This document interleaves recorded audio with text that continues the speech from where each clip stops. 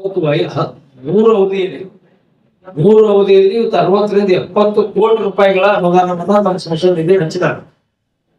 ಅದೇ ಡಿಸಿಎಫ್ ಆಗಿದ್ದಿಲ್ಲ, ಅವರು ಎಲ್ಲೋ ದುರ್ಬಳಕೆ ಮಾಡ್ಕೊಂಡಿಲ್ಲ. ಎಲ್ಲೇ ಒಂದ್ ಕಡೆ ಅವ್ರ ಹೆಸರು ಹಾಕೊಂಡಿದ್ರೆ ನಾನು ರಾಜಕಾರಣ ಹಿಂದೆ ಸರಿಗೆ. ಇವೆಲ್ಲರೂ ಕೂಡ ಬರೀ ಬೋರ್ಡ್ ಬರ್ಸ್ಕೊಳ್ಳೋದಾಗಿದ್ದಾರೆ. ಒಂದ್ 10 ಲಕ್ಷ ರೂಪಾಯಿ ಕೊಟ್ಟು 1 ಲಕ್ಷ ರೂಪಾಯಿ ಗೋಡಿ ಖರ್ಚು ಮಾಡಿರ್ತಾರೆ. ಅವರು ಟಿಕೆಟಿಗೆ ಆಗಿ ಬಂದಿರೋ ಪಕ್ಷ ಕೆಲಸ ಮಾಡಕ್ಕ ಬಂದಿರಲಿಲ್ಲ, ಟಿಕೆಟ್ಗಾಗಿ ಕೆಲಸ ಮಾಡ್ತಾ ಇರೋ ನಿಲ್ಲಬೇಕು ಅನ್ನೋಂಥ ಒಂದು ಅಜೆಂಡಾ ಇಟ್ಕೊಂಡೆ ಅವ್ರ ಕೆಲ್ಸಕ್ಕೆ ಬಂದಿರೋ ಡಾಕ್ಟರ್ ನಾಯಕನವರು. ಮೂಲತಃ ಯಾವ ಪಕ್ಷದವರು ಗೊತ್ತಿಲ್ಲ. ಅವ್ರು ಕಾಂಗ್ರೆಸ್ಗೆ ಹೋಗಿ ಬಂಜಾರ ಸಮಾಜಕ್ಕೆ ಅನ್ಯಾಯ ಆಗ್ಯದ, ಅವ್ರು ಯಾರು ಬಂಜಾರ ಸಮಾಜಕ್ಕೆ ಅನ್ಯಾಯ ನೋಡ್ರಿ. ನಮ್ಮಲ್ಲಿ ಸಾಕಷ್ಟು ಜನ ಬಂಜಾರ ಮುಖಂಡರಿದ್ದಾರೆ ಪಕ್ಷದಲ್ಲಿ. ನಿನ್ನೆ ಕೂಡ ಹೇಳಿಕೆ ಕೊಟ್ಟಿದ್ದಾರೆ. ಅದಕ್ಕೆ ನನಗನ್ನಿಸ್ತ ಬಹುಶಃ ಮೂಲತಃ ಕಾಂಗ್ರೆಸ್ ವಾಪಸ್ ಹೋಗಿರೋದು ನನ್ನ ಅನಿಸ್ತಾ. ಯಾಕಂದ್ರೆ ಅವ್ರು ರಾಜಕೀಯವಾಗಿದ್ರು ಅಲ್ಲಿ ಗೊತ್ತಿಲ್ಲ. ಅದಕ್ಕೆ ಸ್ವಾರ್ಥಕ್ಕಾಗಿ ಟಿಕೆಟ್ ಸಂಬಂಧನೇ ಲೋಕಸಭೆ ನಿಲ್ಬೇಕಂತೇಳಿ ಅವ್ರು ಬಿಜಾಪುರ ಬಂದು ಬಾಗಲಕೋಟೆ ಜಿಲ್ಲೆಯಿಂದ ಇಲ್ಲಿ ಒಂದೇನೋ ಟೆಂಟ್ಗಳು ಹಾಕೆಲ್ಲ ಚಿತ್ರ ಹಚ್ಚಿ ಅಲ್ಲೆಲ್ಲಿ ಗೋಲ್ಡ್ಗಳು ರೊಕ್ಕ ಕೊಡೋದು, ಇಂಥ ಟಿ ಶರ್ಟ್ ಕೊಡೋದು, ಬ್ಯಾಟ್ ಬಾಲ್ ಕೊಟ್ಟು ಟ್ಯಾಂಕ್ಗಳು ಏನೇನು ಮಾಡಿ ಹೆಸರು ಮಾಡ್ಕೊಂಡು ಅವ್ರ ಉದ್ದೇಶ ನನ್ನ ಹೆಸರು ಎಲ್ಲರಿಗೂ ಗೊತ್ತಾಗಬೇಕು, ನಾನು ಬಾಬು ರಾಜಕಾರಣಕ್ಕ ಆಮೇಲೆ ಟಿಕೆಟ್ ಕೇಳಬೇಕು ಉದ್ದೇಶಕ್ಕೆ ಬಂದಿದ್ರು. ಅವ್ರಿಗೆ ಜಿಗಿಸ್ ಯಾವುದೇ ರೀತಿ ಸಮಾಜಕ್ಕೆ ಮಾತಾಡಿಲ್ಲ.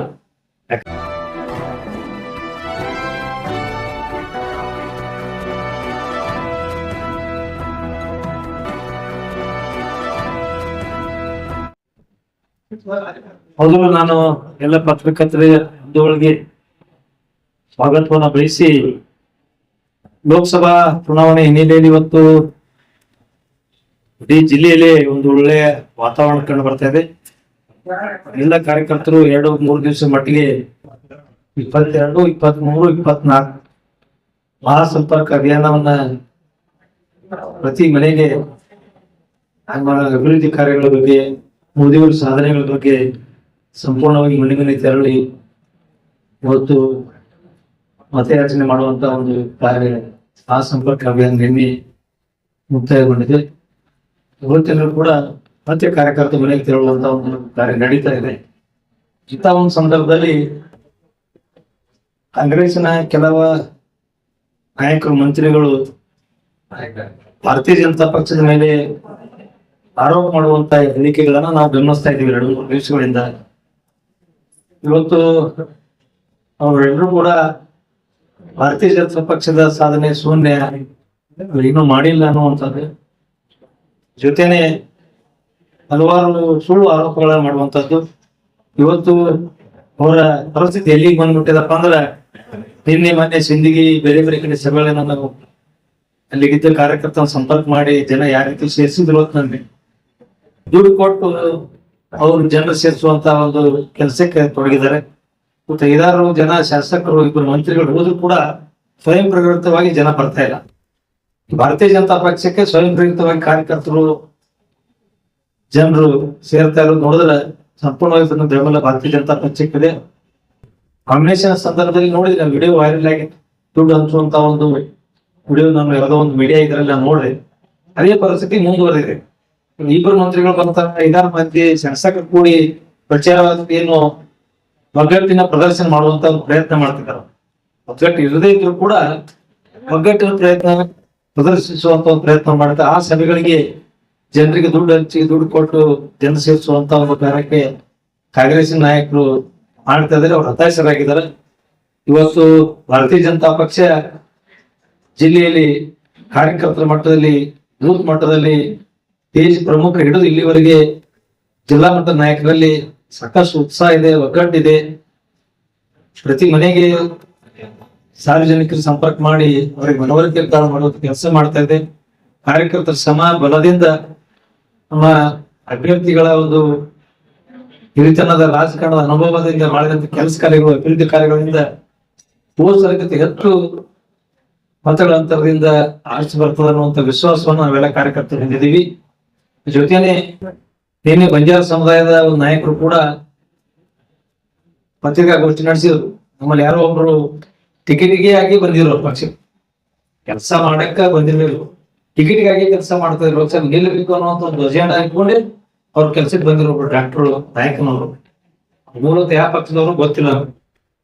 ಅವ್ರು ಕಾಂಗ್ರೆಸ್ಗೆ ಹೋಗಿ ಬಂಜಾರ ಸಮಾಜಕ್ಕೆ ಅನ್ಯಾಯ ಆಗ್ಯದ, ಅವ್ರು ಯಾರು ಬಂಜಾರ ಸಮಾಜಕ್ಕೆ ಅನ್ಯಾಯ ನೋಡ್ರಿ. ನಮ್ಮಲ್ಲಿ ಸಾಕಷ್ಟು ಜನ ಬಂಜಾರ ಮುಖಂಡರಿದ್ದಾರೆ ಪಕ್ಷದಲ್ಲಿ, ನಿನ್ನೆ ಕೂಡ ಹೇಳಿಕೆಯನ್ನು ಕೊಟ್ಟಿದ್ದಾರೆ. ಅದಕ್ಕೆ ನನಗೆ ಅನಿಸ್ತಾ ಬಹುಶಃ ಮೂಲತಃ ಕಾಂಗ್ರೆಸ್ದವರು ಕಾಂಗ್ರೆಸ್ ವಾಪಸ್ ಹೋಗಿರ್ಬೋದು ನನ್ನ ಅನಿಸ್ತಾ. ಯಾಕಂದ್ರೆ ಅವ್ರು ರಾಜಕೀಯ ಇದ್ರು ಗೊತ್ತಿಲ್ಲ. ಅದಕ್ಕೆ ಸ್ವಾರ್ಥಕ್ಕಾಗಿ ಟಿಕೆಟ್ ಸಂಬಂಧನೇ ಲೋಕಸಭೆ ನಿಲ್ಬೇಕಂತೇಳಿ ಅವ್ರು ಬಿಜಾಪುರ ಬಂದು ಬಾಗಲಕೋಟೆ ಜಿಲ್ಲೆಯಿಂದ ಇಲ್ಲಿ ಒಂದೇನೋ ಟೆಂಟ್ಗಳು ಹಾಕೆಲ್ಲ ಚಿತ್ರ ಹಚ್ಚಿ ಅಲ್ಲೆಲ್ಲಿ ಗೋಲ್ಡ್ಗಳು ರೊಕ್ಕ ಕೊಡೋದು, ಇಂಥ ಟಿ ಶರ್ಟ್ ಕೊಡೋದು, ಬ್ಯಾಟ್ ಬಾಲ್ ಕೊಟ್ಟು ಟ್ಯಾಂಕ್ಗಳು ಏನೇನು ಮಾಡಿ ಹೆಸರು ಮಾಡ್ಕೊಂಡು ಅವ್ರ ಉದ್ದೇಶ ನನ್ನ ಹೆಸರು ಎಲ್ಲರಿಗೂ ಗೊತ್ತಾಗಬೇಕು, ನಾನು ಬಾಬು ರಾಜಕಾರಣಿಕ ಆಮೇಲೆ ಟಿಕೆಟ್ ಕೇಳಬೇಕು ಉದ್ದೇಶಕ್ಕೆ ಬಂದಿದ್ರು. ಅವ್ರಿಗೆ ಜಿಗಿನ್ ಸಾಹೇಬ್ರು ಯಾವುದೇ ರೀತಿ ಸಮಾಜಕ್ಕೆ ಮಾತಾಡಿಲ್ಲ. ಯಾಕಂದ್ರೆ ಆ ಹೋರಾಟ ಮಾಡ್ಲಿಕ್ಕೆ ಅವ್ರು ಏನಲ್ಲಿ ಕಚೇರಿ ಮುತ್ತಿಗೆ ಮಾಡಕ್ ಬಂದಿದ್ರು. ಅವ್ರಿಗೆ ನಾನು ಮತ ಕೇಳಿಲ್ಲ ಅಂದ್ರೆ ಸಮಾಜಕ್ಕೆ ಅಂದಿಲ್ಲ, ಅದನ್ನ ತಪ್ಪು ಸಂದೇಶ ಕೊಡುವಂತದ್ದು. ಇದನ್ನೇ ಕಾಂಗ್ರೆಸ್ ಅವರು ಅಜೆಂಡಾ ಮಾಡ್ಕೊಂಡ. ಇವತ್ತು ನಿನ್ನೆ ಶಿವಾನಂದ ಪಾಟೀಲ್ ಹೇಳಿಕೆ ನಾನು ಗಮನಿಸಿದೆ. ಸ್ನೇಹ ಹಿರೇಮಠ ಪ್ರಕರಣ ಸಹಜವಾದಂತ ಇಷ್ಟು ಹಗುರವಾಗಿ ಅವ್ರು ಮಾತಾಡೋದು ನೋಡೋದ್ರ ಬಹುತೇಕ ಅವರಿಗೆ ಕರು ಆತ್ಮ ಏನಾದ್ರು ಮಾನವೀಯತೆ ಯಾವುದೂ ಇಲ್ಲ ಶಿವಾನಂದ ಪಾಟೀಲ್ ಅನಿಸ್ತದೆ. ಯಾಕಂದ್ರೆ ನೇಹ ಪ್ರಕರಣ ಇಡೀ ರಾಜ್ಯ ದೇಶ ಖಂಡಿಸ್ತಾ ಇದೆ, ಪ್ರತಿಭಟನೆ ಮಾಡ್ತಾ ಇದ್ದಾರೆ. ಜನರು ಸಾಮಾನ್ಯರು ಕೂಡ ಕಣ್ಣೀರು ಹಾಕ್ತಾರೆ ಆ ಪ್ರಕರಣವನ್ನು ನೋಡಿದ್ರು. ಅದೊಂದು ಸಹಜ ಪ್ರಕರಣ ಅನ್ನುವಂಥದ್ದು ಈ ಮಾನ್ಯ ಸಚಿವರು ಬಾಗೇವಾಡಿ ಶಾಸಕರು ಹೇಳ್ತಾರೆ. ನೋಡಿದ್ರೆ ಇವ್ರು ಏನೋ ಮಾನವೀಯತೆನಿಲ್ಲ, ಇವ್ರು ಯಾವ್ದೋ ಒಂದು ರಾಜಕೀಯ ಬಿಜೆಪಿ ಲಾಭ ಆಗತ್ತ ತಿಳ್ಕೊಂಡು ಇವ್ರು ಮಾಡ್ಲಾಕೊಳ್ಬೇಕಂತ ತಿಳ್ಕೊಂಡು ಆರೋಪ ಮಾಡೋದು ಮುಖಾಂತರ ಸಹಜ ಪ್ರಕರಣ ಅಂತ ಹೇಳೋ ಮುಖಾಂತರ ಇವ್ರಿಗೆ ಒಂದು ಯಾವುದೇ ರೀತಿ ಇವ್ರಿಗೆ ಮಕ್ಕಳಿದಾರ, ಇವ್ರಿಗೆ ಮಗಳಿದಾಳ ಅನ್ನೋ ಒಂದು ಇವ್ರಿಗೆ ಏನಾದ್ರು ಅರಿವು ಇರ್ಬೇಕಾಗ್ತದೆ. ಯಾಕಂದ್ರೆ ಇಂಥ ಒಂದು ಧ್ಯೇಯ ಕೃತ್ಯವನ್ನ ನಡೆದಾಗ ಅದು ಸಾರ್ವಜನಿಕವಾಗಿ ಅವ್ರ ಹೆಣ್ಣು ಮಗಳ ಮೇಲೆ ಚಾಕುವಿನ ಹತ್ಯೆ 10 ಬಾರಿ ಚಾಕುವಿಂದ ಇರುವಂತದ್ದು ನೋಡಿದ್ರೆ ಇದು ಸಹಜ ಪ್ರಕರಣ ಅಂತಂದ್ರೆ ಇವ್ರು ಏನಾದ್ರು ಬುದ್ಧಿಗಿದ್ದು ಐತೇನೋ, ಇಷ್ಟು ವರ್ಷ ರಾಜಕಾರಣ ಮಾಡೋದು ವಿಷಯ ಶಿವಾನಂದ ಪಾಟೀಲ್ ಅನ್ನೋದು ನಾನು ಪ್ರಶ್ನೆ ಮಾಡಕ್ ಬೇಕು. ನಿಮ್ಗೆ ಏನಾದ್ರು ಬುದ್ಧಿ ಇದ್ರ ಎಂತ ಪ್ರಕರಣ ಬಗ್ಗೆ ಧೈರ್ಯರಾಗಿ ಮಾತಾಡ. ನಿಮ್ಮ ಸುರ್ಜಿವಾಲಾದ್ರೆ ನನ್ನ ಮಗಳು ನಮ್ಮ ಮಗಳಿದ್ದಂಗೆ ನಮ್ಮ ರಾಜ್ಯದ ಮಗಳು ಕನಿಕರ ಕೊಡ್ಬಾರು ಅವ್ರು ಮಾತಾಡ್ತಾರೆ. ಅವರೇ ಕ್ಯಾಬಿನೆಟ್ ಮಂತ್ರಿ ಒಬ್ರು ಸಹಜ ಪ್ರಕರಣ ಅನ್ನುವಂತ ಹೇಳ್ಬೇಕು. ಈ ರೀತಿ ಹೇಳಿಕೆ ಮುಖಾಂತರ ಇವರು ಮಾನವೀಯ ಕುಲಕ್ಕ ಒಂದು ಮನಸ್ಸಿಗೆ ನೋವು ಮಾಡುವಂತ ಒಂದು ಕೆಲಸ ಮಾಡಿದ್ರೆ ಇವರು ಆ ಪ್ರಕರಣದ ಇದರಲ್ಲಿ ಏನಾದ್ರು ಈ ಒಂದು ವಿಷಯಕ್ಕೆ ಸಂಬಂಧಪಟ್ಟಂಗೆ ಇನ್ನೊಮ್ಮೆ ನಾನು ಅವರಿಗೆ ಹೇಳಿಕ್ ಬಯಸೋದನ್ನೇ ಈ ಒಂದು ಮಾತನ್ನು ಕೂಡ ಖಂಡಿಸ್ತಾ ಇದ್ದೀವಿ. ಈ ಮಾತ ಹಿಂತಕೊಂಡು ಕ್ಷಮೆಯನ್ನು ಕೇಳ್ಬೇಕು, ಇಡೀ ಸಮುದಾಯಕ್ಕೆ ನೀವು ಕ್ಷಮೆಯನ್ನು ಕೇಳ್ಬೇಕು ಅನ್ನುವಂತ ನಾನು ಶಿವಪಡ ಆಗ್ರಹ ಮಾಡ್ತೀನಿ. ಇನ್ನೊಂದು ಪದೇ 2-3 ಸಲ ನಾನು ಭಾಷಣದಲ್ಲಿ ಶಿವಪಡ ನೋಡ್ತಾರೆ. ಗೋಟೆಂಬಿಯಗಳು ಹೆಂಡು ಅಂತವ್ರಲ್ಲ, ರಾಜೀವರವರು ನಾಟಕದ ಶಾಸಕರಿಗೆ ಹಿಂಡ್ಯಾರ ಅನ್ನುವಂತ ಶಿವಪಡ್ರಿಗೆ ಹೇಳ್ಬೇಕು. ಸನ್ಮಾನ ರಮೇಶ್ ಜಿಗಿನ್ ಸಾಹೇಬರು ಕೇಂದ್ರದ ಸಚಿವರಾಗಿ 3 ಬಾರಿ ನಮ್ಮ ಜಿಲ್ಲೆಯ ಸಂಸದರಾಗಿ ಎಷ್ಟು ಕೆಲಸ ಕಾರ್ಯಗಳು ಮಾಡಿದಾರೆ ಅನ್ನೋಂತ ನಾವು ಪ್ರಕಟಣೆ ಮೂಲಕ ಒಂದು ಅಜೆಂಡಾ ನಮ್ಮ ಮನವಿ ಪತ್ರವನ್ನ ಕೊಟ್ಟಿದ್ವಿ. ಅವ್ರು ನೋಡ್ಕೋಬೇಕು. ಅವ್ರು ಶಿವಾನಂದ ಪಾಟೀಲ್ ಸುಮ್ನೆ ಏನಾದ್ರು ಒಂದು ಆಡು ಭಾಷೆಯಲ್ಲಿ ಗೋಡೆ ಹಿಂಡಂಗಿಲ್ಲ ಅನ್ನುವಂಥದ್ದು. ನೀವೆಲ್ಲಿ ಏನೇನು ಮಾಡಿಕೊಂಡು ಎಲ್ರಿಗೂ ಜನರಿಗೆ ಸಾರ್ವಜನಿಕ ಗೊತ್ತದ. ಸಭ್ಯ ರಾಜಕಾರಣಿ, ಒಳ್ಳೆಯ ರಾಜಕಾರಣಿ, ಇಷ್ಟು 40 ವರ್ಷ ಅಧಿಕಾರದಲ್ಲಿ ಇದ್ರು ಕೂಡ ತಮ್ಮ ಮಕ್ಕಳ ರಾಜಕಾರಣಕ್ಕೆ ತರಲಿಲ್ಲ ಅವರು. ಅದು ನೀವು ಗಮನಿಸ್ಬೇಕು. 40 ವರ್ಷ ರಾಜಕಾರಣ ಇದ್ರೆ ಒಂದು ಸಮಸ್ಯೆ ಹಾಕೊಳ್ಳಿಲ್ಲ, ಸ್ವಂತಕ್ಕ ಯಾವುದೇ ಒಂದು ಡ್ರಾಫ್ಟ್ಗಳನ್ನು ಮಾಡಿಲ್ಲ, ಸಮಸ್ಯೆ ಉಂಟಾಗ್ಲಿಲ್ಲ. ಮಕ್ಕಳನ್ನ ರಾಜಕಾರಣಕ್ಕೆ ಅಥವಾ ಯಾವುದೇ ಸಮಸ್ಯೆ ಅಧ್ಯಕ್ಷರಾಗಿ ಬೆಳೆಸುವಂತ ಪ್ರಯತ್ನ ಮಾಡಿಲ್ಲ. ತಮ್ಮ ಮನೆ ಮಂದಿನ ಕುಟುಂಬನೇ ಅವರು ಇವತ್ತು ರಾಜಕಾರಣದಿಂದ ದೂರಿಟ್ಟು ಒಬ್ಬ ಪರಿಪಕ್ವವಾದಂತ ರಾಜಕಾರಣಿಗಳಾಗಿದ್ದಾರೆ. ಇವತ್ತು ಒಂದು ಮಾದರಿ ನಮ್ಮೆಲ್ಲ ಕಾರ್ಯಕರ್ತರು ಹುರುಪಿದೆ. ಇವ್ರ ಜೊತೆ ನಮ್ಮ ಕಾರ್ಯಕರ್ತರು ಅವಕಾಶ ಸಿಗ್ತದ ಅನ್ನುವಂಥದ್ದು ವಿಶ್ವಾಸ ಅಂತ ನಾಯಕ ಜೊತೆಗಿದ್ದಾರೆ. ಇವರ ಮಕ್ಕಳನ್ನೇ ಬೆಳೆಸುವಂತದ್ದು ಎಲ್ಲಿಯೋ ಏನೋ ಕೂತು ಯಾವುದೋ ಒಂದು ಕೆಲಸಕ್ಕೆ ಹೋದ್ರು ಕೂಡ ಸ್ವಂತ ವೈಯಕ್ತಿಕ ಸ್ವಾರ್ಥಕ್ಕಾಗಿ ರಾಜಕಾರಣ ಮಾಡುವಂತ ಇವರಿಂದ ನಮ್ಮ ಸನ್ಮಾನ ರಮೇಶ್ ಜಿಗಿನ್ ಸಾಹೇಬರಿಗೆ ತಿಳಿಯಬೇಕಾಗಿಲ್ಲ. ಇವತ್ತು ಇಡೀ ಜಿಲ್ಲೆಯಲ್ಲಿ NTPC ಹಿಡ್ಕೊಂಡು ರೈಲ್ವೆ ಅಭಿವೃದ್ಧಿ ಕೆಲಸ ಹಿಡ್ಕೊಂಡು ಓವರ್ ಬ್ರಿಡ್ಜ್ಗಳು ಹಿಡಿದು ನ್ಯಾಷನಲ್ ಹೈವೇಗಳನ್ನ ಸಂಪೂರ್ಣವಾಗಿ ಮಾಡುವಂತ ಕೆಲಸವನ್ನ ಸನ್ಮಾನ ರಮೇಶ್ ಜಿಗಿನ್ ಮಾಡಿದ್ರೆ ಇದು ನಮ್ಮ ಕೊಡುಗೆ ಅನ್ನುವಂತ ನೀವು ಅರ್ಥ ಮಾಡ್ಕೋಬೇಕು.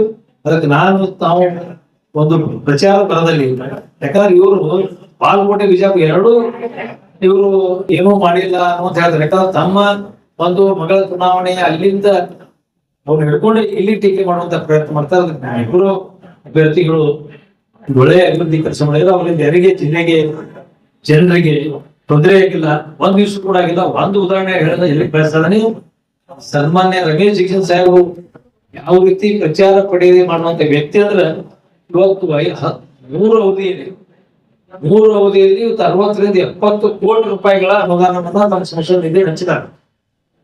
ಅಲ್ಲೇ DC ಆಗಿದ್ದಿಲ್ಲ, ಅವರು ಎಲ್ಲೋ ದುರ್ಬಳಕೆ ಮಾಡ್ಕೊಂಡಿಲ್ಲ. ಎಲ್ಲೇ ಒಂದ್ ಕಡೆ ಅವ್ರ ಹೆಸರು ಹಾಕೊಂಡಿದ್ರೆ ನಾನು ರಾಜಕಾರಣ ಹಿಂಸರಿಕೆ. ಇವರೆಲ್ಲರೂ ಕೂಡ ಬರೀ ಬೋರ್ಡ್ ಬರ್ಸ್ಕೊಳ್ಳೋದಾಗಿದ್ದಾರೆ. ಒಂದ್ 10 ಲಕ್ಷ ರೂಪಾಯಿ ಬೋರ್ಡ್, 1 ಲಕ್ಷ ರೂಪಾಯಿ ಗೋಡಿ ಖರ್ಚು ಮಾಡಿರ್ತಾರೆ. ಅಂತ ರಾಜಕಾರಣಿಗಳು ಇವತ್ತು ಮಾದರಿಯಾದ ರಾಜಕಾರಣಿ ಸನ್ಮಾನ ರಮೇಶ್ ಜಿಗಜಿಣಗಿ ಸಾಹೇಬರು ಇಷ್ಟೊಂದು ಹಣ ಸಂಸದ ನಿಧಿ ಕೊಟ್ಟರು ಕೂಡ ಎಲ್ಲಿ ಕೂಡ ತಮ್ಮ ಹೆಸರನ್ನ ಬೋರ್ಡ್ ಸಮುದಾಯ ಭವನಗಳಿರ್ಬೋದು, ಶಾಲೆಗಳಿರ್ಬೋದು, ಬೇರೆ ಬೇರೆ ಕೇಂದ್ರಗಳಿಗೆ ಕೊಟ್ಟಿದ್ದಾರೆ. ಎಲ್ಲಿಯೂ ಕೂಡ ತಮ್ಮ ಹೆಸರನ್ನ ಪ್ರಚಾರ ಬಯಸಂಗಿಲ್ಲ. ಅಂತ ಉತ್ತಮವಾದಂತಹ ಒಳ್ಳೆ ಸಭೆ ಚಾರಿತ್ರ್ಯ ಇರುವಂತಹ ವ್ಯಕ್ತಿ ಮೇಲೆ ಇವರು ವಿತ ಆರೋಪ ಮಾಡಿ ಏನಾದ್ರು ಜನ ನಮ್ಗೆ ಓಟ್ ಹಾಕ್ತಿರೋದು ಧ್ವನಿಯಿಲ್ಲ. ಏನ್ ಆರೋಪ ಮಾಡಿದ್ರು ಜನರಿಗೆ ಗೊತ್ತದ. 15 ವರ್ಷ ಅವರು ಈ ಸಂಸದರಾಗಿ ಕೆಲಸ ಮಾಡಿದಾರೆ. ಅದಕ್ಕೆ ಮುಂಚೆ ಮಂತ್ರಿಗಳಾಗಿ ಕೂಡ ಹಲವಾರು ಅಭಿವೃದ್ಧಿ ಕೆಲಸ ಮಾಡಿದ್ದಾರೆ. ಅವ್ರು ನಾನು ಉದಾಹರಣೆ ಹೇಳಿದ್ರೆ ಸ್ವಂತ ತಮ್ಮ ಶಾಸಕ ಸಂಸದ ನಿಧಿಗೆ ಅವ್ರ ಹೆಸರು ಹಾಕೊಂಡಿಲ್ಲ. ಇದು ಬೇರೆ ಕೆಲಸ ಹೇಳ್ಕೊಳ್ಳುವಂತ ಅವಶ್ಯಕತೆ ಎಲ್ಲಿ ಅವ್ರು ಹೇಳ್ಕೊಳ್ಳಂಗಿಲ್ಲ. ಈ ಜಲಜೀವನ ಮಿಷನ್ ಅನ್ನುವಂಥದ್ದೇನು ಮನೆ ಮನೆಗೆ ನಳ ನೀವು ಕೊಡ್ತಾರೆ, ಎಲ್ಲ ಶಾಸಕರು ಉದ್ಘಾಟನೆ ಮಾಡತ್ತಾರ. ಅದು ರಮೇಶ್ ಜಿಗಜಿಣಗಿ ಕೊಡುಗೆ. ಅವರು ಕೇಂದ್ರದಲ್ಲಿ ಗ್ರಾಮೀಣ ಕುಡಿಯುವ ನೀರಿನ ಮಂತ್ರಿಗಳಾದಾಗ ಆ ಯೋಜನೆಯನ್ನು ರೂಪಿಸಿದ್ರು. ಅದನ್ನ ಇವರೆಲ್ಲ ಉದ್ಘಾಟನೆ ಮಾಡ್ಕೊಂಡು ಚೇನಿ ಹೊಡ್ಯಾಕ್ತಾರ. ಆದ್ರೂ ಮಾಡಿದ್ದು ಸನ್ಮಾನ ರಮೇಶ್ ಜಿಗಜಿಣಗಿ ಅನ್ನುವಂಥದ್ದು ಎಲ್ಲ ಶಾಸಕರು ಮಂತ್ರಿಗಳು ಅದನ್ನ ನೀವು ಪರಾಮರ್ಶೆ ಮಾಡ್ಕೋಬೇಕು, ನೆನಪು ಮಾಡ್ಕೋಬೇಕು. ಇಷ್ಟೆಲ್ಲ ಕೆಲಸ ಕಾರ್ಯಗಳು ಮಾಡಿದ್ರು ಕೂಡ ಅವರು ಏನು ಹಿಂಡುವುದಿಲ್ಲ ಅನ್ನುವಂಥ ಏನ್ ಬೇಕು ಹಿಂಡು ಅಂದ್ರೆ ಏನು ಅರ್ಥ ಆಗ್ತಾ ಇಲ್ಲ. ಯಾಕಂದ್ರೆ ಇವರು 6-7 ವರ್ಷ ರಾಜಕಾರಣದಲ್ಲಿ ದೆಹಲಿಯಲ್ಲಿ 2-3 ಪಾರ್ಟಿ ಹೋಗಿ ಅವಕಾಶವಾದ ಒಂದು ಅವಕಾಶವನ್ನು ತೆಗೆದುಕೊಂಡು ಕಾರ್ಯವನ್ನು ಮಾಡಿದ್ದಾರೆ. ಪ್ರತಿಯೊಬ್ಬ ವ್ಯಕ್ತಿ ಸಾರ್ವಜನಿಕದಲ್ಲಿ ಇದ್ದಂಥವ್ರು, ಜನಪ್ರತಿನಿಧಿಗಳು ಸಾರ್ವಜನಿಕ ಕೆಲಸ ಮಾಡುವಂತದ್ದು ಅವ್ರ ಕಾರ್ಯ. ಅದನ್ನು ಸನ್ಮಾನ ರಮೇಶ್ ಜಿಗಜಿಣಗಿ ಮಾಡಿದ್ರೆ ಇದನ್ನ ಅವ್ರು ಏನಾದ್ರು ಏನ್ ಮಾಡಿದಾರೆ ಅಂತ ಹೇಳಿದ್ರೆ ನನ್ನ ಪತ್ರಿಕೆಯನ್ನು ಅವ್ರು ಕೊಟ್ಟು ಕಳಿಸಿ ಅದೇ ಓದಿ ತಿಳ್ಕೊಳ್ಳಿ ಅನ್ನುವಂತ ನಾನು ಮೊನ್ನೆ ಸಚಿವರಿಗೆ ಹೇಳಿ ಸಾಧನೆ. ಇವತ್ತು ಕಾಂಗ್ರೆಸ್ನವರು ಸಂಪೂರ್ಣವಾಗಿ ಹೆಸರಾಗಿದ್ದಾರೆ. ಬೇಗಿನ ಒಂದು ಸೂಚನೆ ಮೇರೆಗೆ ಒಗ್ಗಟ್ಟಿನ ಪ್ರದರ್ಶನ ಅಂದ್ರೆ ಎಲ್ಲರೂ ಕೂಡಿ ಪ್ರಚಾರ ಮಾಡ್ಬೇಕಂದ್ರೆ ಒಬ್ಬರೊಬ್ಬರು ವಿಶ್ವಾಸ ಇಲ್ಲ. ಅವ ಎಲ್ಲಿ ಹೋದ್ರು ಅವ ಏನ್ ಮಾಡಿಗಿಡ ಅಂತ ತಿಳ್ಕೊಂಡು ಎಲ್ಲ ಕೂಡ ಅಡ್ಡಾಡ್ತಾ ಇರುತ್ತೆ. ಎಲ್ಲರೂ ಯಾಕೆ ಒಬ್ರು ಕೂಡ ಹೊಂಟ್ರಿ ಒಂದು ಸೋದಿ ಗರವಿ ಹೊಂಟಿಲ್ಲ ಹೊಂಟ್ರಲ್ಲಿ ಲೀಡರ್ಗಳು ನಾನು ಅವ್ರಿಗೆ ಕೇಳಿ ಕಾರ್ಯಕರ್ತರು ಇಲ್ರಿ ಒಕ್ಕಟ್ಟು ತೋರ್ಸತ್ ಹೇಳಿ ಮ್ಯಾಗ್ನವ್ರು ಅವ್ರ ಒಕ್ಕಟ್ಟು ಇಲ್ಲ ನಂಗೆ ಆಯ್ತದ ಅಂತ ಒಕ್ಕಟ್ಟಿಲ್ಲ ನೀವ್ ಯಾಕೆ ಕೂಡ ಹೊಂಟಿಲ್ಲ ನಮ್ಮಲ್ಲಿ ವಿಶ್ವಾಸ ಒಗ್ಗಟ್ಟು ಪ್ರದರ್ಶನ ಮಾಡೋ ಅವಶ್ಯಕತೆ ಇಲ್ಲ. ನಮಗೆ ಅವ್ರಿಗೆ ಒಕ್ಕಟ್ಟಿನ ಪ್ರದರ್ಶನ ಮಾಡೋ ಅವಶ್ಯಕತೆ ಇಲ್ಲ. ಒಬ್ಬರಿಗೂ ವಿಶ್ವಾಸ ಇಲ್ಲ. ಅವ ಹೋಗಿ ಬೇರೆ ಮಾಡ್ತಾನೆ, ನಾವು ಕೆಲಸ ಮಾಡ್ತಾನೆ, ಹೋಗಿ ಕೆಲಸ ಅವ್ರವ್ರಿಗೆ ಒಬ್ರಿಗೊಬ್ರಿಗೆ ಮನಸ್ಸಿನಲ್ಲಿ ವಿಶ್ವಾಸ ಇರದೇ ಕಾರಣ ಒಬ್ರು ಕೂಡ ಒಗ್ಗಟ್ಟಿನ ಪ್ರಯತ್ನವನ್ನ ಬಹಳಷ್ಟು ಶ್ರಮ ವಹಿಸಿ ಖರ್ಚು ಮಾಡಿ ಜನರಿಗೆ ಕೂಡಿಸಿ ಭಾಷಣ ಮಾಡುವಂತ ವಿಜ್ಞಾಪನ ಮಾಡುವಂತದ್ದಾದ್ರೆ ಇವತ್ತು ಸಾಮಾನ್ಯ ಕಾರ್ಯಕರ್ತರು ಕೇವಲ ಒಬ್ಬ ಸಾಮಾನ್ಯ ಕಾರ್ಯಕರ್ತರು ಕೂಡ ನಮ್ಮ ಅಭ್ಯರ್ಥಿ ಪರವಾಗಿ ಮನೆ ಮನೆಗೆ ತೆರಳಿ ಪ್ರಚಾರ ಮಾಡುವಂತದ್ದು ಇವತ್ತು ಬಿಜಾಪುರ ಜಿಲ್ಲೆಯಲ್ಲಿ ನಡೀತಾ ಇರೋದು ಬಹಳಷ್ಟು ಈಗೆಲ್ಲ ಹೆಮ್ಮೆ ಅನಿಸ್ತದೆ. ಭಾರತೀಯ ಜನತಾ ಪಕ್ಷ ಕಾರ್ಯಕರ್ತರು ಇವತ್ತು ಯಾರು ನಾಯಕರು ಬರಬೇಕು ಮಾಡ್ತಾರಲ್ಲ ಅವರೇ ಮೋದಿಯವರು ಮಾಡಿದ ಸಾಧನೆ, ಸನ್ಮಾನ ರಮೇಶ್ ಜಿಗಜಿಣಗಿ ಮಾಡಿದ ಸಾಧನೆಯನ್ನ ಮನೆಗೆ ಹೋಗಿ ಆ ಮತದಾರ ಭೇಟಿಯಾಗಿ ಈ ರೀತಿ ಕಾರ್ಯ ಮಾಡ್ಯಾರ, ಈ ರೀತಿ ನನ್ನ ಕೆಲಸ ಮಾಡಿದೆವು, ಈ ರೀತಿ ನಮ್ಮ ದೇಶಕ್ಕೆ ನರೇಂದ್ರ ಮೋದಿ ಅವರು ಮಾಡಿದ ಕಾರ್ಯದ ನಿಮ್ಮ ಮತ ಕೊಡಬೇಕು ಹೇಳಿ ಸ್ವಂತ ಜವಾಬ್ದಾರಿ ಪ್ರತಿಯೊಬ್ಬರು ಕೂಡ ಕಾರ್ಯಕರ್ತರು ಅಭ್ಯರ್ಥಿ ತರಾನೇ ಪ್ರಚಾರದಲ್ಲಿ ತೊಡಗಿದ್ದಾರೆ. ಇದು ಬಹಳಷ್ಟು ಭಾರತೀಯ ಜನತಾ ಪಕ್ಷದ ಹೆಮ್ಮೆ ಸಂಘಟನೆ ಅನ್ನುವಂತ ಸಂದರ್ಭದಲ್ಲಿ ಹೇಳಿ ಬಯಸ್ತಾರೆ. ಅದು ಕೊಟ್ಟಾರೆ ನಮ್ಮ ಅಭ್ಯರ್ಥಿ ಸ್ಪಷ್ಟವಾದಂತ ಬಹುಮತದಿಂದ ಚುನಾವಣೆಯಲ್ಲಿ ಗೆಲ್ತಾರೆ ಅನ್ನುವಂತ ವಿಶ್ವಾಸ. ಶಾಸಕನವರು ಯತ್ನಾಳ್ ಅವರಿಗೆ ಅವ್ರು ಕೊಟ್ಟಾಗಿದೆ ಅಂತ ಅವ್ರಿಗೆ ಉತ್ತರ ಕೊಡ್ತಾರ. ಅವ್ರಿಗೆ ಪಾರ್ಟಿ ಅಂದಿಲ್ಲ ಬಂದು ಬರ್ತಾರ ನಾಳೆ ನಾಳೆ ದೊಡ್ಡ ನೀವು ಸ್ವಲ್ಪ ಸಾಥ್ ಸ್ವಲ್ಪ ವಿಕಾಸ ಅಂತ ಬಿಜೆಪಿ ಹೇಳ್ಕೊಂಡು ಬಂದಿರಿ.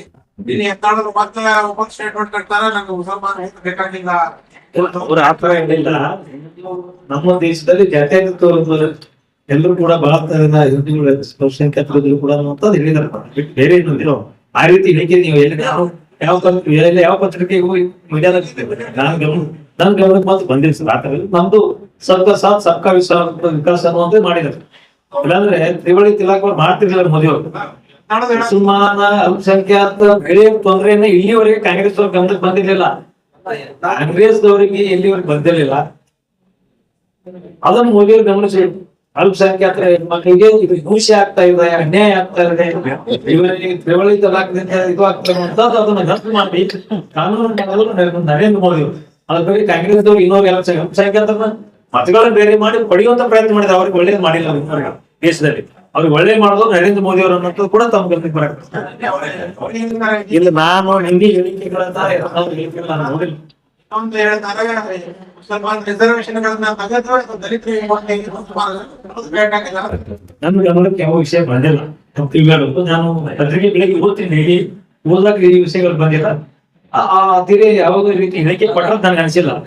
ಅವರು ಕೂಡ ಅಂಬೇಡ್ಕರ್ ಸರ್ಕಾರದಲ್ಲಿ ಅಲ್ಪಸಂಖ್ಯಾತರ ಮತಗಳು ಹಾಕಲ್ಲ ಬಿಡಲಕ್ಕ ರೀತಿ ಹೇಳಿಲ್ಲ. ಒತ್ತಾಯ ಪೂರ್ವಕವಾಗಿ ನಮ್ಮ ಮತ ಕಡೆ ತಿಳಿದ್ರು. ನಮ್ಮ ರಮೇಶ್ ಜಿಗನ್ ಸಾಹೇಬ್ರು ಒಂದು ತತ್ವ ಏನಂದ್ರೆ ಯಾರಿಗೆ ಹಿಂಸೆ ಕೊಟ್ಟು ನೀವು ಹಾಕೇಬೇಕು ಅಂತ ಹಿಂಗೆ ಹಾಗೆ ಮದುವೆ ಮಾಡ್ತಾರೆ. ಹಾಕ್ರಿ ಹಾಕಂಗಿಲ್ಲ ಏನ್ ಮಾಡೋರು ಅವರಿಗೆ ಹಾಕಂದಿಲ್ಲ. ಅವರು ಒತ್ತಾಯ ಪೂರ್ವಕ ಏನಾಗಿ ಕೇಳಂಗಿಲ್ಲ. ಎಲ್ಲರಿಗೂ ನಾವು ವಿನಂತಿ ಮಾಡ್ತೀವಿ ಮತ ಹಾಕ್ಬೇಕಾದ್ರೆ ಇಷ್ಟ ಅಂದ ಅವ್ರಿಗೆ ಬೇಡ ತಂದಿಲ್ಲ, ಯಾರಿಗೆ ಕೇಳಂಗಿಲ್ಲ ತಂದಿಲ್ಲ. ಹಂಗೆ ನೋಡ್ರಿ ಅದ್ ಮತದಾನ ಅಭಿಪ್ರಾಯಗಳು ಹಲವಾರು ತರ ಅಂತ ಹೇಳ್ತಿರ್ತಾರೆ. ಕೆಲವ್ರು ಹೆಂಗ್ ಹೇಳ್ತಾರ, ಕೆಲವರು ರೈಟ್ ಲೆಕ್ಕ ನಮ್ಗೆ ಸಂಬಂಧ ಇಲ್ಲ, ನಾವೆಲ್ಲರೂ ಒಕ್ಕಟ್ಟಾಗಿದೀವಿ, ಆಯಾ ಪಾರ್ಟಿ ಆಯಾ ಅವ್ರ ಅಭಿಮಾನ ಅವ್ರ ನಿರ್ಧಾರಗಳು ಅವ್ರಿಗೆ ಬಿಟ್ಟಿದ್ದು ಅನ್ನುವಂಥದ್ದು ಬಹಳಷ್ಟು ಜನ ನಮ್ಮಲ್ಲಿ ದಲಿತರು ಎಲ್ಲ ಅಂದ್ರೆ ಲೆಫ್ಟ್ ರೈಟ್ ಎಲ್ಲ ರೀತಿ ನಮ್ಮ ನಾಯಕರಿದ್ದಾರೆ, ಕಾರ್ಯಕರ್ತರಿದ್ದಾರೆ, ಮತದಾರರಿದ್ದಾರೆ. ನಿರ್ಧಾರ ಜಾತಿ ರಾಜಕಾರಣ ಮಾಡ್ಕೊಂಡು ಇದನ್ನೇ ಒಂದು ಅಸ್ತ್ರ ಇಟ್ಕೊಂಡು ಆ ದಲಿತ ಸಮುದಾಯವನ್ನು ಹೊಡೆಯುವಂತ ಪ್ರಯತ್ನ ಆಗ್ಬಾರ್ದು. ಯಾರಿಗೂ ಕೂಡ ದಲಿತ ಸಮುದಾಯದ ಹೊಡೆಯುವಂತ ಪ್ರಯತ್ನ ಆಗ್ಬಾರ್ದು ಅನ್ನೋಂಥದ್ದು ನಮ್ಮ ಸನ್ಮಾನ ರಮೇಶ್ ಜಿಗನ್ ಸಾಹೇಬ್ರು ಮೊದಲೇ ನಿಮ್ಗೆ ವಿನಂತಿ ಮಾಡಿರ್ತಾವ, ಮುಖಾಂತರ ವಿನಂತಿ ಮಾಡ್ಯಾರ. ಚುನಾವಣೆ ಬರ್ತಾವ ಹೋಗ್ತಿರ್ತಾವ, ಅದು ಇದನ್ನೇ ಒಂದು ಮುಂದೆ ಇಟ್ಕೊಂಡು ಯಾರು ಕೂಡ ಆಗ್ಬಾರ್ದು. ಇದು ದಲಿತ ಕೂಡ ಒಂದಾಗಿರ್ಬೇಕು. ಅವ್ರು ಈ ಮನುಷ್ಯ ಯಾವ ಅಭ್ಯರ್ಥಿಗೆ ನಾವು ಮತ ಹಾಕ್ಬೇಕು, ಯಾವ ಪಕ್ಷಕ್ಕೆ ಹಾಕ್ಬೇಕು ಸ್ವತಂತ್ರವಾಗಿದ್ರೆ ಎಲ್ಲಾ ಪಕ್ಷ ಎಲ್ಲಾ ಸಮುದಾಯದ ಜನರು ಕೂಡ ನಮ್ಮ ಪಕ್ಷಕ್ಕೆ ನಮ್ಮ ಅಭ್ಯರ್ಥಿಗಳಿಗೆ ಬೆಂಬಲ ಇದೆ ಅನ್ನೋ ವಿಶ್ವಾಸ ಇದೆ. ಬಿಜೆಪಿಯಲ್ಲಿ ರೈತ ಕಮ್ಯುನಿಟಿಗೆ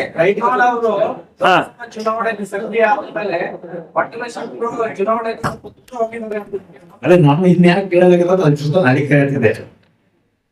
ನೋಡ್ರಿ ಅವರು ಬಿಜೆಪಿ ಚುನಾವಣೆ ಬಹಿರಂಗವಾಗಿ ಎಲ್ಲ ಕಡೆ ತಿರುಗಾಡಿ ಮಾಡ್ತಾ ಇದ್ದಾರೆ ಜಿಲ್ಲೆಯಲ್ಲಿ. ನಾನು ಕೂಡ ಮಾಡ್ತಾ ಇದ್ದೀನಿ. ದಿನ ಏನ್ ಬೇಕು, ನಾನ್ ದೂರ ಹೋಗಿಲ್ಲ. ಇಲ್ಲಿ ಅಟ್ಲೀಸ್ಟ್ ನಾನು ಪ್ರೆಸ್ ಮೀಟ್ ಇವತ್ತು ನಿನ್ನೆ ನಾನು ಇಂಡಿಗೆ ಹೋಗಿ ಮನೆ ಇಂಡಿಗೆ ಹೋಗಿದ್ದೆ 2 ಸಲ. ಬಿಜಾಪುರ ನಗರದಲ್ಲಿ ನಿನ್ನೆ ಮಾಡಿದೀವಿ ನಾವು ಜಿಗಿನ್ ಸಾಹೇಬ್ ಕೂಡಿ ನಾವು ಒಟ್ಟಾಗಿದ್ದೀವಿ. ಜಿಗಿನ್ ಸಾಹೇಬ್ರ ಭಾರತೀಯ ಜನತಾ ಪಕ್ಷ ಲೋಕಸಭಾ ಚುನಾವಣೆಯಲ್ಲಿ ಯಾವುದೇ ರೀತಿ ಭಿನ್ನಾಭಿಪ್ರಾಯ ಒಂದು ಒಡಕು ಇಲ್ಲ ಅನ್ನುವಂತ ಸ್ಪಷ್ಟವಾಗಿ ಹೇಳ್ಬೇಕು. ಅವ್ರು ಬಂದಿದ್ದು ನಮ್ಗೇನಿಲ್ಲ, ನಮ್ಗೇನ್ ಸಂತೋಷ ಅದ. ನಾವೇನು ಬಂದ್ ಕೆಲಸ ಮಾಡಿದವರು ನಮ್ಮ ಪಕ್ಷದ ಒಬ್ಬ ಶಾಸಕರಿದಾರ, ಅವರು ಕರ್ತವ್ಯದ ಬಂದ್ ನೋಡಿ ಮಾಡ್ತಾ ಇದಾರೆ. ನಮ್ಮ ಪಕ್ಷದ ಎಷ್ಟೊಂದು ಪ್ರಾಮಾಣಿಕ ಕಾರ್ಯಕರ್ತರ ಇದೀನಿ. ಇವತ್ತು ನನಗೆ ಯಾವುದೇ ಜವಾಬ್ದಾರಿ ಇಲ್ಲದೆ ಕೂಡ ಪಕ್ಷ ನನಗೆ ಏನೇನು ಹೇಳ್ದ 18 ದಿವಸಗಳಿಂದ ಸಕ್ರಿಯವಾಗಿ ನಾನು ಚುನಾವಣೆ ಇದ್ದೀನಿ. ಅವ್ರು ಬಂದಾಗ ನಾನು ದೂರ ಹೋಗಿಲ್ಲ, ನಾ ಬರ್ತಿಲ್ಲ, ನಾನು ಬಂದಿಲ್ಲ, ಅವ್ರು ಬಂದಿಲ್ಲ. ಅದು ಯಾವುದೇ ರೀತಿ ಇಲ್ಲ. ಅವ್ರ ಜವಾಬ್ದಾರಿ ಅವ್ರು ಮಾಡ್ತಾರೆ, ನನ್ನ ಜವಾಬ್ದಾರಿ ನಾ ಮಾಡೋಣ. ರೈತ ಕಮ್ಯುನಿಟಿಯ ನಾಯಕರಿಗೆ ಕಡೆಗಣಿಸಲಾಗಿದೆ. ಯಾವುದು ಕಡೆಗಣಿಸಿಲ್ಲ. ನಮ್ಮಲ್ಲಿ ಗೋಪಾಲ್ ಗಡ್ಕಾಮಳಿ 2 ಸಲ ಮೇಯರ್ ಮಾಡಿದ್ವಿ, 2 ಸಲ ಮೇಯರ್ ಮಾಡಿದ್ವಿ. ಸಾಮಾನ್ಯ ಕಾರ್ಯಕರ್ತರು 2 ಸಲ ಗೋಪಾಲ್ ಗಡ್ಕಾಮಳಿ ರೈಟ್ ಕಂಪ್ನಿಯಾಗಿನೇ ಚಿದಾನಂದ್ ಚಲವಾದಿ ಇದಾರ, 4 ಮಂದಿ ಇದಾರ. ಅವಕಾಶಗಳು ಒಬ್ಬರು ಒಂದೊಂದ್ಸಲ ಸಿಗ್ತಿರ್ತಾವ. ಇದಕ್ಕೆ ನೀವು ಜಾತಿ ರೈಟ್ ಯಾಕೆ ಅನ್ನೋದಿಲ್ಲ. ಈಗ ಬಂಜಾರ ಸಮುದಾಯದ ಬಗ್ಗೆ ಅನ್ಕೊಂಡ್ರೆ ಮಾತಾಡ್ತಾ ಏನ್ ಟಿಕೆಟ್ ಕೊಡ್ರು ಬಂಜಾರ ಸಮುದಾಯಕ್ಕೆ ಅವರು ಎಲ್ಲಿ ಕೊಟ್ಟಾರೆ? ನೀವು ಬಿಜಾಪುರ ಹಿಂದಿನ ಚುನಾವಣೆ ಅಷ್ಟೇ ಮಾತಾಡ್ತೀವಿ, ಹೆಚ್ಚಿನ ಚುನಾವಣೆ ಇಲ್ಲ, ಮುಂದಿನ ಚುನಾವಣೆ ಇಲ್ಲ. ಈ ಚುನಾವಣೆಗೆ ರಾಜ್ಯದಲ್ಲಿ 1 ಸೀಟ್ ಬಂಜಾರ ಸಮಾಜ ಕೊಟ್ಟಿಲ್ಲ ಅವರು. ಮತ್ತು ಬಂಜಾರ ಅಭಿವೃದ್ಧಿ ನಿಗಮ ಮಾಡಿದವ್ರೆ ಬಿಜೆಪಿ ಅವರು, ತಾಂಡಾಗ ಕಂದಾಯ ಗ್ರಾಮ ಮಾಡಿದವ್ರೆ ನನ್ನ ಸನ್ಮಾನ ನರೇಂದ್ರ ಮೋದಿ ಅವರು. ಯಾವ ಕೂಡ ಕಾಂಗ್ರೆಸ್ ಕಾಣಲಿಲ್ಲ, ಯಾವ ಮಂತ್ರಿಗಳು ಕಾಣಲಿ, ಶಾಸಕರು ಕಾಣಲಿಲ್ಲ. ಈಗೇನೋ ಭಯಂಕರ ಹುರುಪಾಗಿದ್ದಾರೆ ಕೆಲವರು, ಹುರುಪಾಗಿಬಿಟ್ಟದ ಶಿವಪಡ್ರಿ ಭಯಂಕರ ಹುರುಪಾಗಿದೆ. ಯಾಕಂದ್ರೆ ಅವ್ರ ಮಗಳ ಇಲೆಕ್ಷನ್ ಇರ್ತಾವಲ್ಲ, ಅದಕ್ಕೆ ಭಯಂಕರ ಹುರುಪಾಗಿಬಿಟ್ಟದ. ಅದಕ್ಕೆ ಹುರುಪು ಇರ್ಲಿ, ಚುನಾವಣೆ ಮಾಡ್ಲಿ, ಏನೇ ಮಾಡಲಿ ವೃತ ಆರೋಪ ಮಾಡುವಂತದ್ದು, ಜಿಗಿನ್ ಸಾಹೇಬ್ ಏನೂ ಮಾಡುವಂತದ್ದು, ಈ ರೀತಿ ಮಾಡೋದು ತಪ್ಪು ಅನ್ನುವಂಥದ್ದು ನನ್ನ ಸಾಮಾನ್ಯ ಸಚಿವರಿಗೆ ಹೇಳಿ ಸರ್.